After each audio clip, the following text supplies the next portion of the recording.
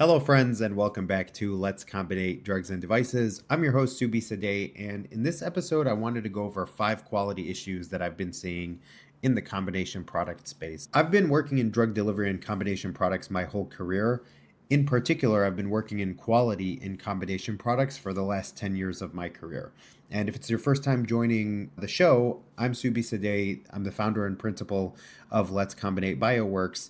And like I said, I wanted to go through 5 of the most critical issues that I am seeing in industry that I think are quite solvable.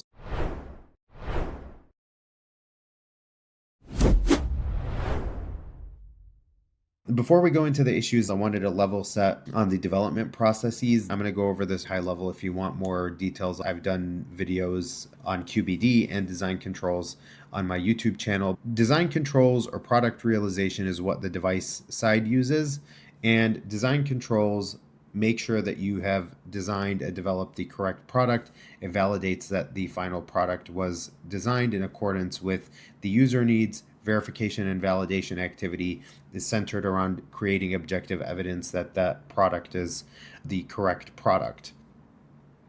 When it comes to QBD, you're managing making sure that the process is you validate the process. You are focused on consistency around the quality attributes to make a product that makes the therapeutic effect, and this is all grounded in ICH Q8 Q9. I've done videos on this. You can look those up if you're interested in more detail as far as each individual step, whether it's ICH Q8 or ISO13485 820.30. Now, going into the first issue, not a surprise, you hear a lot of companies talking about issues in commercialization and industrialization. That speaks to a level of maturity. When companies can start to talk about design transfer issues, how are we going to submit it? How are we going to test it? How are we going to develop it? It's more taking it from being, and I'll get to this later when I talk about manufacturability and assemblability. People use this metaphor of duct tape and bubblegum when they talk about commercialization and industrialization into something easily producible. The first issue that I'm seeing is actually sort of a documentation approach issue, which is that Pharma uses change control to document their transfer activity, where device uses design transfer to document their design transfer activity. And the way that this manifests itself is that design transfer typically happens way later in practice, the drug tech transfer activity. And the disconnect is that when drug tech transfer tries to move forward with tries to go through their planning, they have to do impact assessments in an EQMS system that's cumbersome. So they plan for it way in advance. Because they're taking into account so many people's perspectives, their change planning tends to emphasize starting early. Because of just the sheer amount of time it takes to go through all the records, they start pretty early as far as developing those change records. Whereas because device takes a different approach where they use plans instead of records, I think philosophically, just to set all this aside, philosophically, devices use design and development plan, risk management plan, human factors validation plan, etc., to drive their processes, and that's really good. The way Pharma looks at things is like going from nothing to something is a change. If I am onboarding a new supplier where I didn't have one before, I need to initiate a change control to onboard that supplier. Similarly, if I'm doing a tech transfer on a new product, I'm going from a product that doesn't exist to one that does exist. So I need to do change control and document it that way.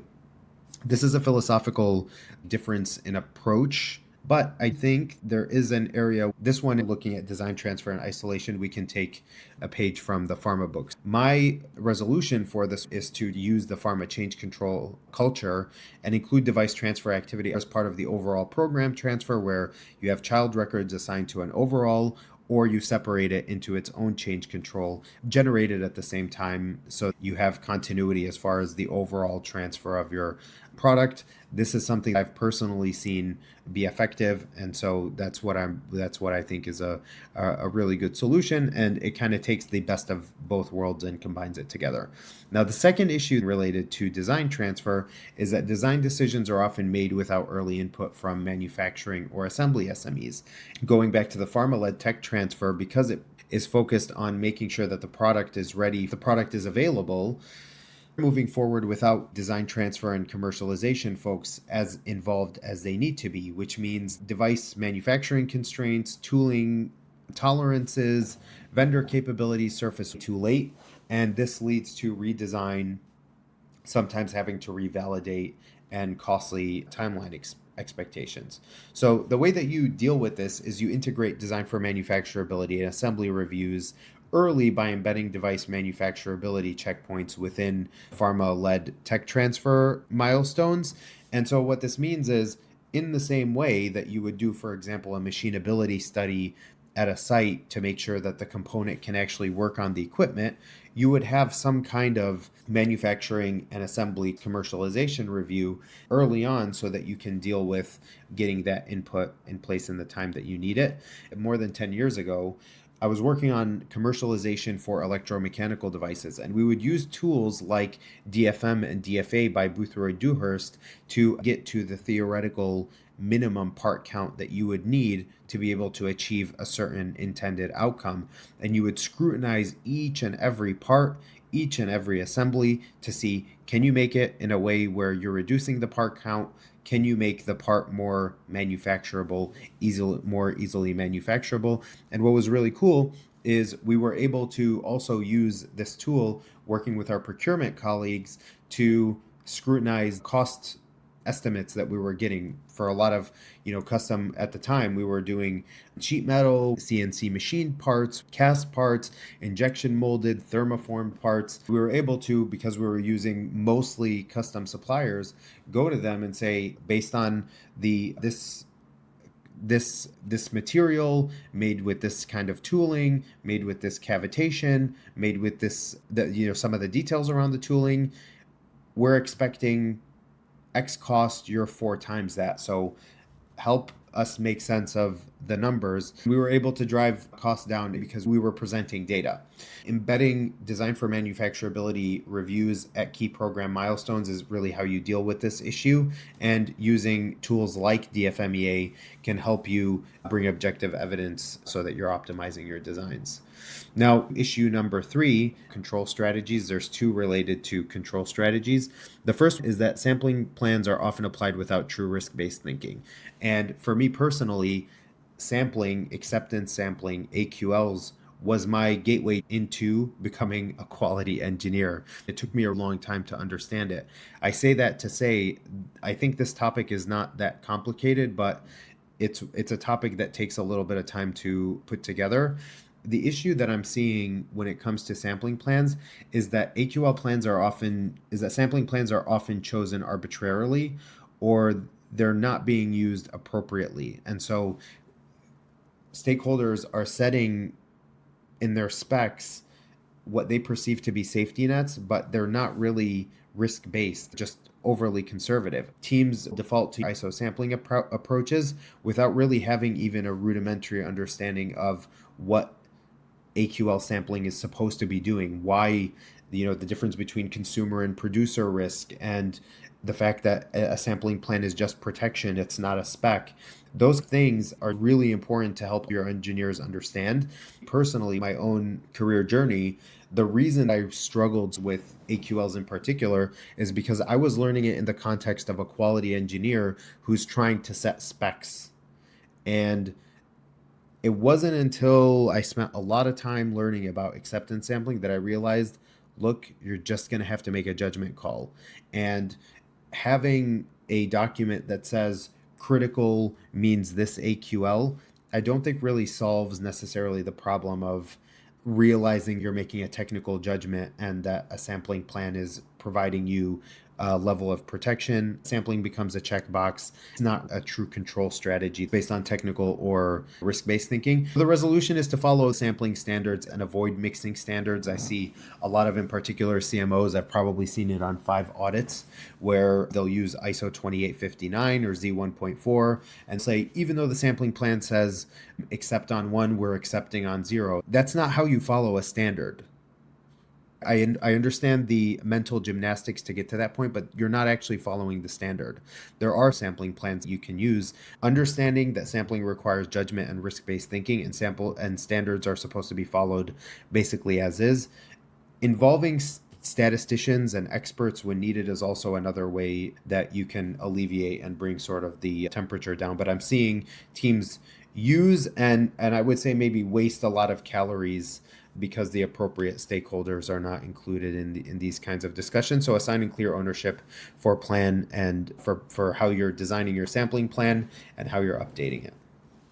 Now, issue 3, method transfer and control planning. This one, to make a long story short, is that there are too many cooks in the kitchen, especially when you're talking about commercial test methods. I think this is a cultural issue between drug and device, and whenever you have more of a prevalence now where functional testing is used as release, and when you have a development method that's being translated into a commercial test method, what ends up happening is you have sometimes more than 10 stakeholders involved, and they're all technical.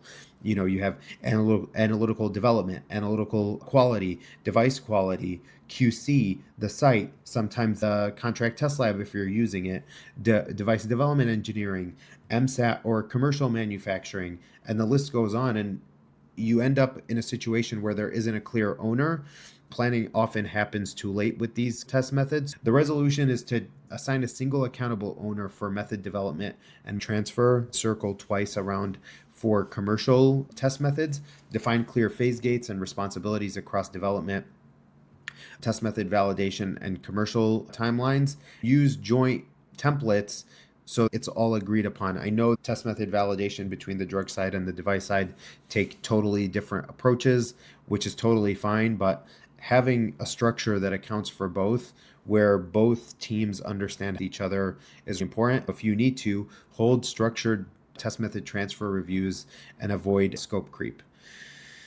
Issue number 4 is design telephone and no clear path for qualification of supplied components. Combination product sponsors face systemic issues when they're qualifying components, particularly when you're talking about commercial off-the-shelf or modified off-the-shelf parts, or with a platform-based supplier that gives you limited ability to change things, unclear ownership, or limited visibility. So this has 3 heads. Sponsors lack leverage because of small volumes. Even if you triple your volume, you don't become a meaningful customer for some suppliers producing parts for hospital products. Here we're talking about transfer devices and withdrawal administration needles, filters, things like that.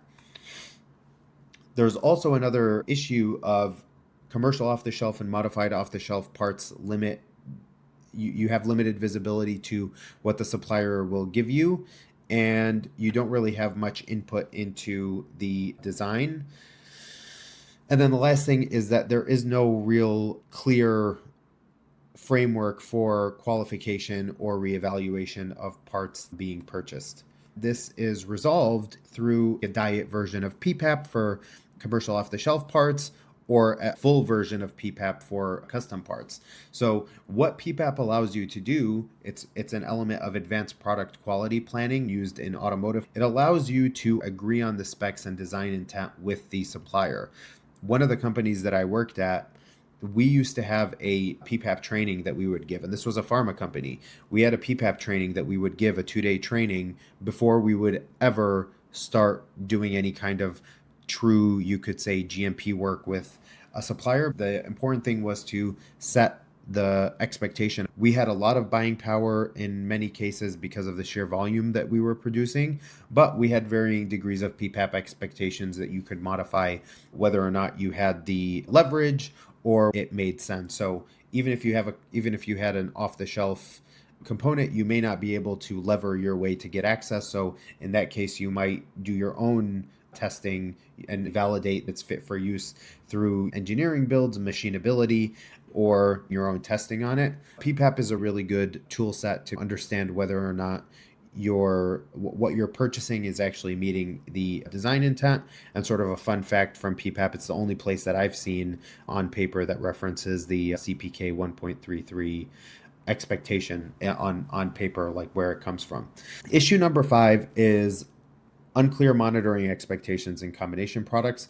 Pharma teams have CPV mandated via ICH Q8 and FDA guidance. Stage 3 validation speaks to CPV and continuous monitoring in a way that is very clear, but it's not always embedded in validation strategies. So the other disconnect is the way that the data is collected, where there's a lot of times compendial sampling. You're only testing a few samples. You're relying on the mean that you got in a batch, and that's what you're using to control chart. The way that CPV is done on the pharma side can take different forms, but device teams generate a lot of data when it comes to the assembly, and it becomes a challenge of how much is too much. So in the drug CPV side, they have a zoom out issue where they're either relying on the mean and they're putting that in the control chart, or they have so few samples that they can't do a control chart on like an individual unit. On the device side, they typically have they have a lot more data that is baked into the equipment, and so you end up being able to get a lot of high resolution data per unit, but you don't know what to be monitored, and it's often not as much of a consideration as it should be. And so the way that you resolve this is define monitoring needs in the control strategy for drug and device in the validation master plans. If you set capability targets during validation, you can continue to monitor them throughout normal production, and use risk-based tiering to decide what you're going to be monitoring on a batch level versus a unit level. And then you move into sustaining monitoring across the life cycle, which is to say you're aligning the sampling and decision rules across both drug and device, feeding both data streams into the APQR or quality management review or trending tool so that you can take a full picture at the product health. And this is just a summary. Again, the issues were transfer misalignment, late manufacturing input by the device team, issues with sampling plans, over reliance on issues with sampling plans, method transfer, issues with supplier oversight where we have low volumes or we're buying modified off the shelf components, and life cycle monitoring. If you enjoyed this episode, please hit the like button and share the episode. It really helps out with growing the channel. And I will see you next time. If you need to reach out to me, Subhi at letscombinate.com. Take care.